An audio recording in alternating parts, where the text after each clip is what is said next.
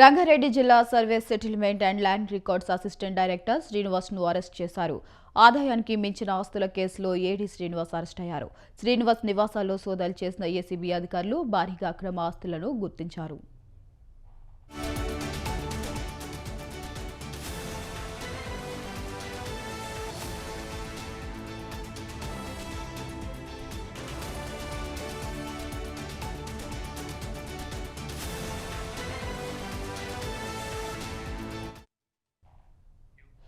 ఏసీబీకి మరో అవినీతి తిమింగలం చిక్కింది. రంగారెడ్డి జిల్లా service settlement and land records assistant director కొంత శ్రీనివాసులు కూడబెట్టిన అక్రమ ఆస్తులను ఏసీబీ గుర్తించింది. హైదరాబాద్ రాయదుర్గంలోని మై హోమ్ బూజాలో ఉంటున్న శ్రీనివాసులు ఇంటితో పాటు హైదరాబాద్, మహబూబ్ నగర్, నారాయణపేట జిల్లాలోని అతని సన్నిహితులు, బినామీలు, బంధువుల ఇళ్లలో మొత్తం 7 ప్రాంతాల్లో గురువారం తెల్లవారుజామున ఏసీబీ బృందాలు ఏకకాలంలో సోదాలు నిర్వహించాయి. రంగారెడ్డి జిల్లా కలెక్టరేట్లోని ఆయన కార్యాలయంలోనూ సోదాలు జరిగాయి. అక్రమార్జనకు సంబంధించిన కీలక దస్త్రాల్ని అధికారులు స్వాధీనం చేసుకున్నారు. సోదాల్లో కోట్ల విలువైన వ్యవసాయ భూములు, ఫ్లాట్లు, నగదు, కార్లను గుర్తించారు. అందుకు సంబంధించిన లెక్కలన్నీ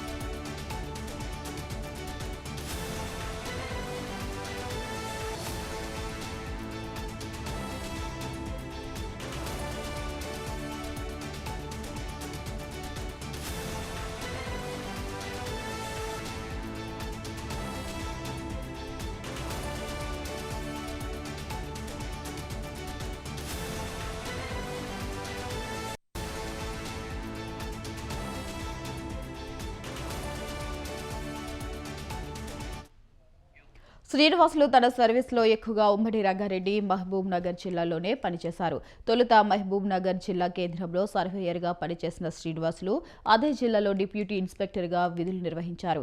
అసిస్టెంట్ డైరెక్టర్ హోదాలో ఎక్కువగా ఉమ్మడి రంగారెడ్డి జిల్లాలోనే పనిచేశారు. ప్రస్తుతం రంగారెడ్డి జిల్లా అసిస్టెంట్ డైరెక్టర్గా ఉంటూనే మేడ్చల్, మల్కాజిగిరి జిల్లాలకు ఇన్ఛార్జిగా ఉన్నారు. సర్వే నెంబర్లను మార్చి చూపడం, తప్పుడు సర్వే నివేదికలతో ప్రభుత్వ భూములను ప్రైవేట్ పరం చేయడం ద్వారా అక్రమాస్తులు కూడగట్టినట్లు అధికారులు చెబుతున్నారు.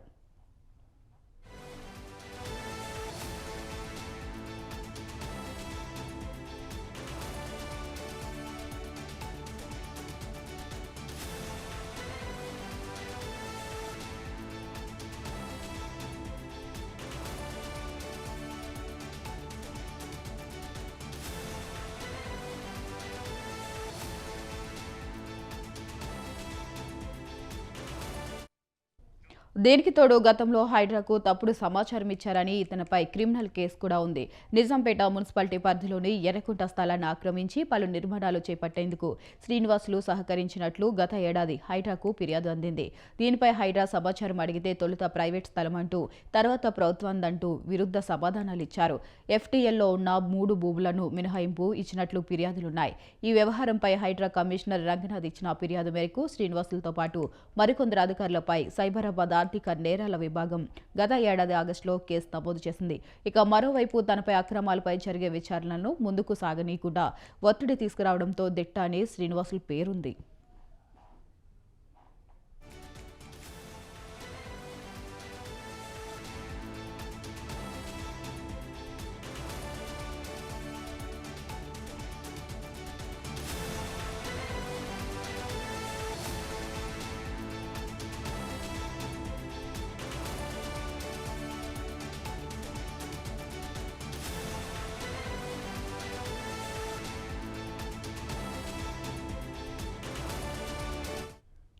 శ్రీనివాసులు కూడబెట్టిన అక్రమాస్తులో నారాయణపేట జిల్లా కృష్ణ మండలంలో ఫుడ్ ప్రాసెసింగ్ యూనిట్ ఉన్నట్లుగా ఏసీబీ అధికారులు గుర్తించారు.